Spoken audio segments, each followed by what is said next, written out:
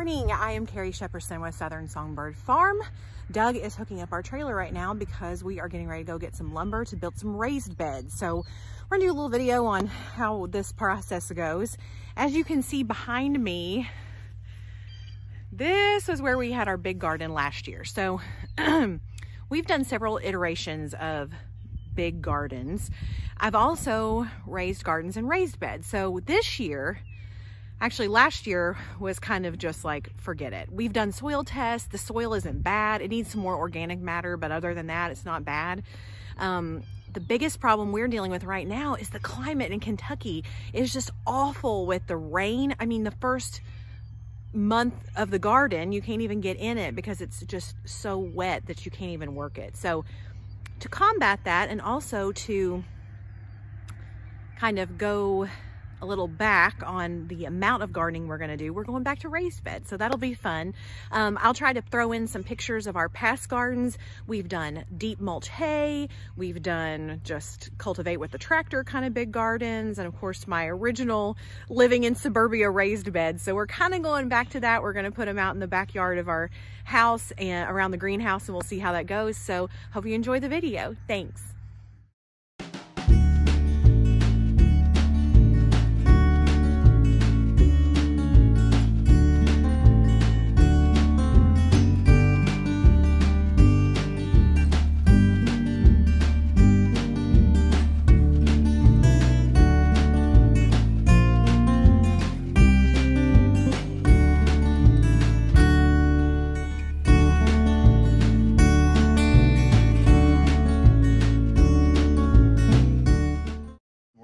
Today we're going to pick up some lumber.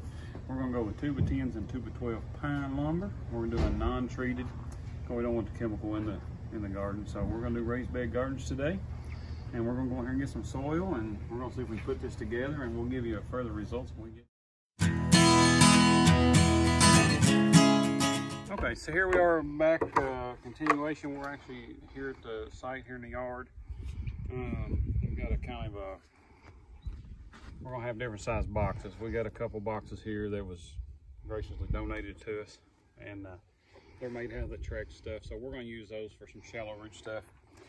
But we're doing kind of deep boxes. Some of them we're doing 12 inches and some of them we're doing 10 inches. The reason why we're doing 12 is for the deep roots, you know, such as carrots and asparagus and that kind of thing. And we know asparagus is gonna be permanent, but we want to make it deep so we don't have deep down, because we are very shallow in certain places here in on our farm with rock, and we have a lot of rock pan under here. So we're going to have to do coming up and adding to, because we tried a regular garden out before and it's not a luck because water can't get out. So want to go over we're using pine, just straight number 2 pine from Lowe's, 12 feet long. We went with 12 feet long. Because I wanted to make this as simple as possible. I didn't want to have to do a lot of figuring. So we're using 12-foot boards, and that makes them a good length. So you can do 12-foot rows, and you can stagger stuff in them pretty good. And then on the other box up there, as you can see, we've got together, we've actually got a divider in the middle, but the divider is not for the vegetables, it's for the support. Because that much dirt gets in there, it's going to lay them out and that kind of thing. So the 10 inches are for the little shallower stuff, just to get stuff up off the ground.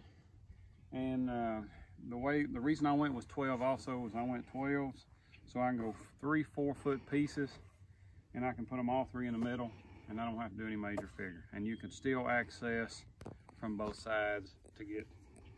Okay, the screws that we're using today, these are a Deck Plus. I like these for 2 reasons. They have the coating on them. They withstand weather a lot better than a regular steel screw. And this head right here, this little Torx head, I really like these. The reason why is because when I go in to screw, the particular drill that I'm using is it's a hammer, kind of like a hammer drill. And sometimes the regular Phillips will actually spin out of that thing. So I like these. And if for some reason I have to pull it out and put it back in or something, I'm going to strip the head. So I really like those. So what we're gonna do next here is we're getting ready to cut some more. I'm gonna cut one of these here in 3-4 foot pieces. And then we'll take these two right here, mow them, and we'll make the second box. We're actually gonna do 3 12-inch tall and then 5 of the 10-inch ones. So we'll do some few things here and get right back to you.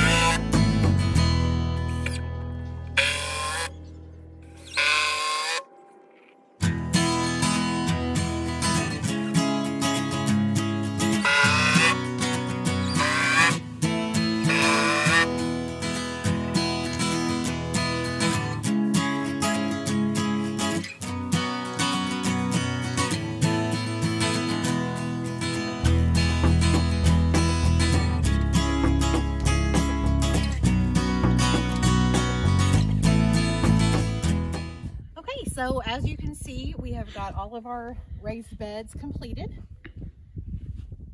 We have incorporated this old hay ring that was owned by the people who had this farm before us, and it had a beautiful yellow climbing rose in it, but it had become really overgrown and diseased, and so we're going to continue to use it, kind of nostalgic, but we're going to grow our gourds up that. So we're kind of did everything around it.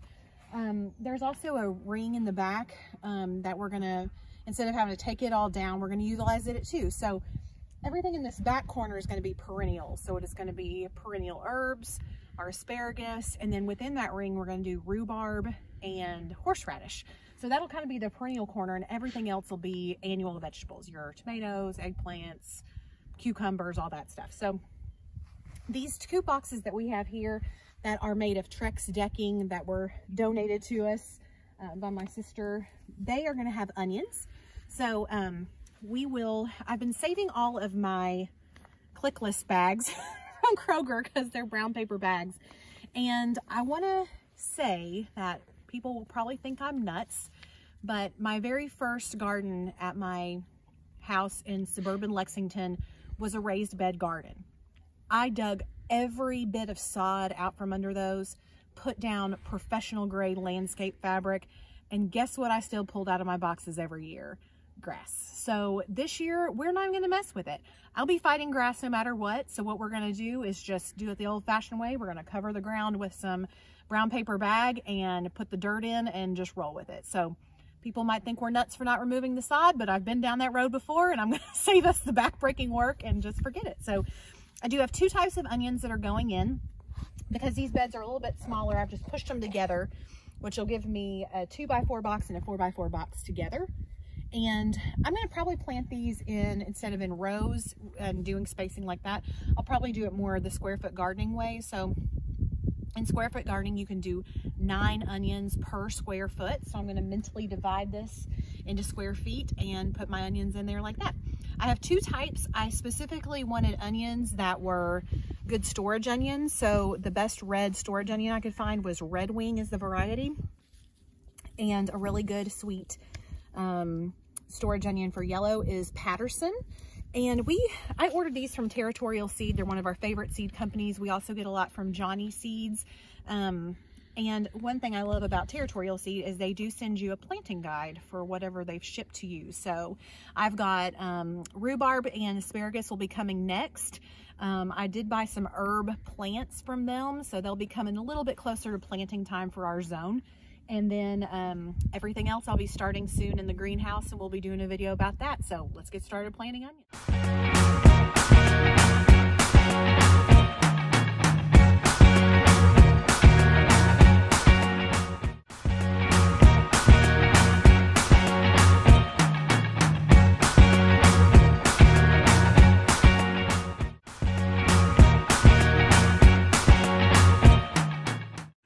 Onions are done. We obviously have many more beds to fill behind us, but we are not going to be buying bags of soil for that. That is not very cost efficient. So we're going to go and get a load of garden soil from a local place, and we will get those filled. The next to come, like I said, is rhubarb and asparagus. Asparagus is so cool to plant. It looks like octopuses. So we will make sure that we do a video on that, and just keep us, follow us, subscribe, follow us on social media, and we'll keep you up to date on our new raised beds. See you later. Good day, folks.